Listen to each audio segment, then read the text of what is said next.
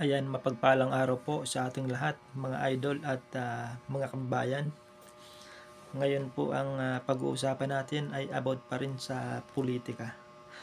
Ayan, ito po ay about sa impeachment laban dito kay VP Sara Duterte. At ang sabi nga po nitong si Attorney Larry Gadon na mas mabuti pa niyang mag-resign itong si VP Inday Sara para makatakbo pa siya sa 2028 presidential election o kung sa anumang posisyon siya posisyon gustong tumakbo ni VP Sara Duterte. Ayan, panoorin at pakinggan po natin yung pahayag nitong si Attorney Larry Gadon. Panoorin po ninyo mga idol. I suggest that VP Sara Duterte should resign and not wait for the impeachment trial to proceed.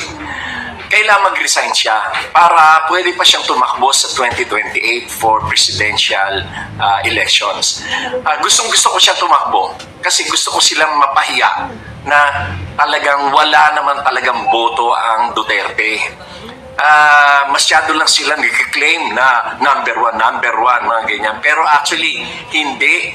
Walang boto ang Duterte. Hindi enough yung boto nila para magluklok ng presidente sa Malacanang. In 2016, kaya lang nanalo si former President Rodrigo Roa Duterte is because dinala siya ng mga Marcos loyalist, ng Ilocanja. Kung wala yon, wala siyang boto. Konting-konti lang naman ang boto ng Davao at saka ilang mga probinsya ng Visayas.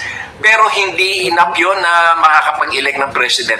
Bakit namin sinuportahan si Duterte noong 2016? Kasi no choice. Walang choice. Alam mo ang iboto si Marojas o si Binay or si Grace Poe, mga dilawan yan. Noong mga time na yun, mga rabid yellows yan. And si the late Miriam Santiago naman, alam naman namin na talagang matindi na ang karamdaman. Kaya nung nangako si Duterte na ipapalibing niya si former or the late President Ferdinand Marcos Sr. sa libingan ng mga bayani, di doon na lang napunta yung suporta namin. No choice. Walang iba na pwedeng iboto. Ngayon, in 2021, nagpakondak ng survey ang Malacanang sa mga congressman. Nagpakondak sila ng mga internal survey sa mga distrito nila.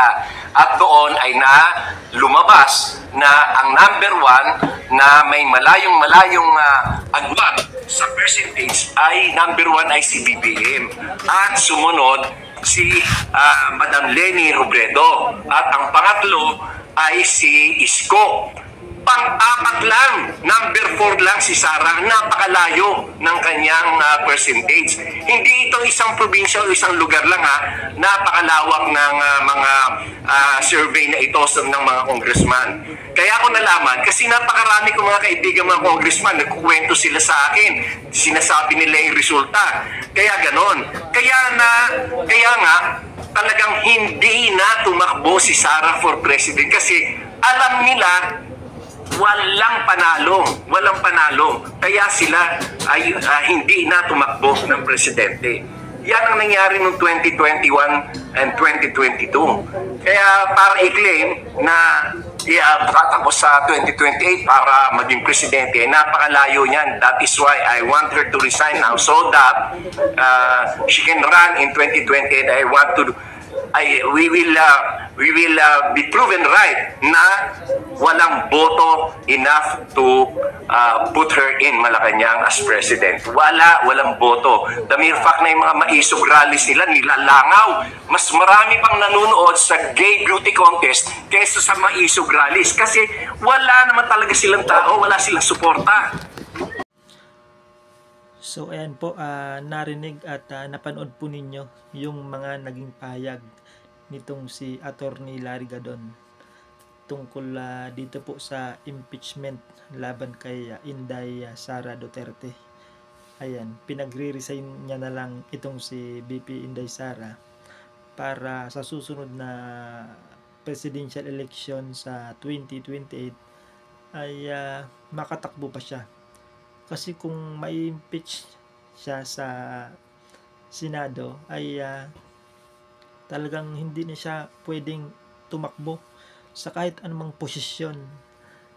Ayan.